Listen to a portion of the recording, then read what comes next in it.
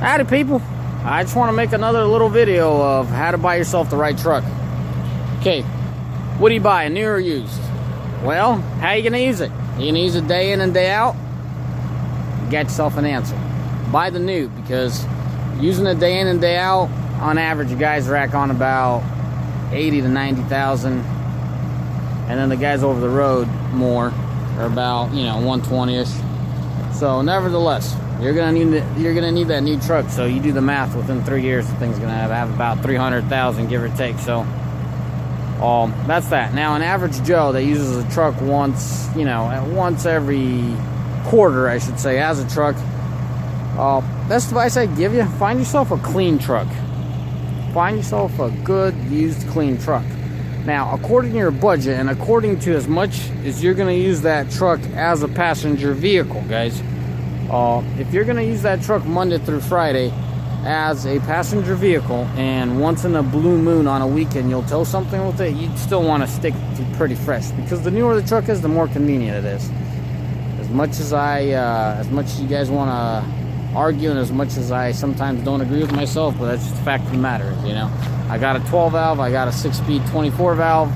It's just the newer they are, the more convenient they are, and that's just the nature of the beast.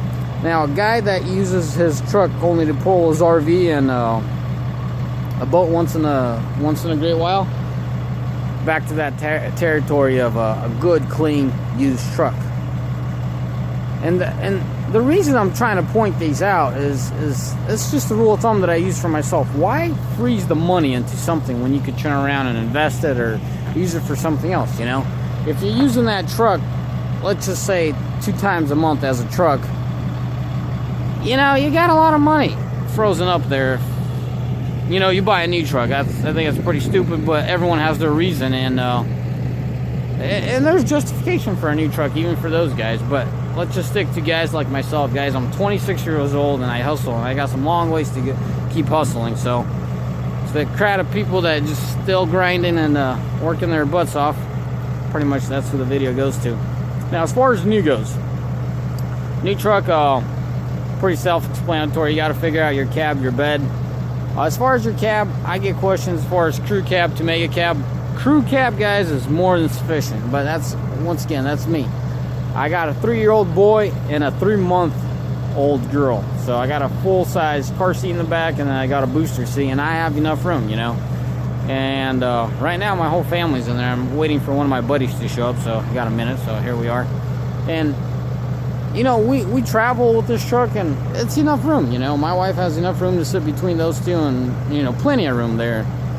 So that answers that question. Now, if you were to go to a short bed, I don't know, maybe you should try a mega cab, but just trying to be as useful as possible, and telling you, I never owned a mega cab, so I don't have hands-on experience. But to answer your questions, the crew cab, yes, it's more than sufficient for a guy like me.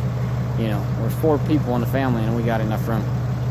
Now, next thing is tranny. Should you get an Ison, a Chrysler, or a G56? Guys, an Ison is a workman's transmission, meaning that this tranny works day in and day out. That's what it was intended for. Funny fact, Chrysler themselves don't believe in their own trannies. And what I mean is, you will not find a Chrysler transmission in a cabin chassis. What's a cabin chassis? A cabin chassis is a truck that's meant to be outfitted with something to suit a company and slave that truck. So keep that in mind. So eliminates it down, or narrows it down to 2 real transmissions that will work for you guys. Once again, the guys that are grinding and using these trucks. G56, if I weren't to be driving so much in the city, I'd definitely have a G56. G56, guys, a slush box is a slush box, okay? Ison or Chrysler, doesn't matter. It's a slush box, will burn itself to the ground sooner or later. That's just we're just picking trannies that'll do it later rather than sooner. Now, as far as Chrysler goes, Chrysler is a joke for me, because the way I use my trucks. An average Joe doesn't pull 17,000 pounds behind his truck, And this is what my trucks do day in and day out. Not this truck. This truck does it rarely. Well, I've been doing it rarely with this truck, but it's there. When it needs to be done, it gets it done, and it gets it done well, and I don't sweat it, Average Joe, even working this truck day in and day out, they usually pull about 10,000 pounds. Guys, at 10,000 pounds, you're perfectly fine with your Chrysler transmission. Now, Chrysler transmission, excuse me, rule of thumb, 10,000 or less, you'll be fine working the day in and day out. Now, when you push more than 10,000, be careful, guys.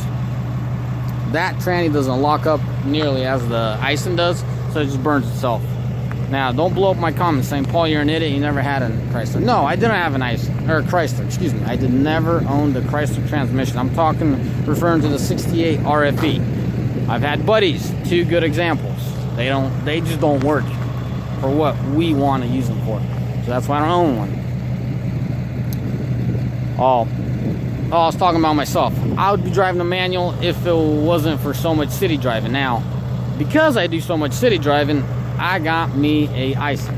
Hands down, better, bulkier, heavier duty transmission than a Chrysler. Now, would I ever buy a Chrysler? No. Unless someone's giving me one smoking deal, yeah, I'll buy it. But other than that, I mean, the deal really has to be smoking for me to buy a Chrysler, because I would end up putting a little bit of money into it and backing off on the throttle. Anyways, guys, this is my load. Figured I'd change scenery a little. Now, that's the transmissions for you. To sum it up real quick, conclude it. Icing is just Icing is slower than Chrysler on shifting. If you were to drag race, you're better off on Chrysler. Icing is just a slow and steady, robust transmission. Now, Chrysler is a perfect tranny for an average Joe that, as I mentioned prior, you know, ideally G56, you'll get the most life out of it. All you got to do is change out that clutch, change the fluid in it once every, I don't know, 100,000. Yes, the G56, the gearbox fluid, and you'll be good. All right, guys, back to what I was saying. Once you buy that brand new truck, you're gonna have to put some money into it, like I mentioned. And little things like, I highly advise you to always get your car. Alrighty, guys, back to what I was saying. You know, you buy that new truck and you always got to fork money out. But what I'm trying to say is little things like that. Make sure you get your cargo cam. I highly advise it. Now, as far as these factory hitches go, guys, I'm not fond of them, okay? I'm not a big fan of them. They work. You know, there's nothing bad about them as far as functionality goes. You know, does it work? Yeah, it works, but I don't like them. If I were to do it all over again, I would buy me a truck without one. You know, it wouldn't be a deal breaker if it had one. Sure as hell wouldn't be one if I didn't have it. Simply because the BMW, you know, you got your hookup points here and there, and then you don't have this mumbo jumbo thing. I mean, this is a freaking huge hook. You know, I always leave the hooks in and the D-ring. You know, I mean, that's pretty big. Practicality isn't that. That's all it is, guys. Make it short and sweet. Anyways, as I mentioned, you know, you're gonna have to dump some money into it. Like, this thing has airbags. Obviously, I failed to pump them up all the way, but nevertheless. So, I hope this helps, guys. Alrighty, guys. Man, that's beautiful out today. I forgot a little part to that little buyer's guide that I created on my own. Just trying to help you guys out. Rear axle ratio, guys.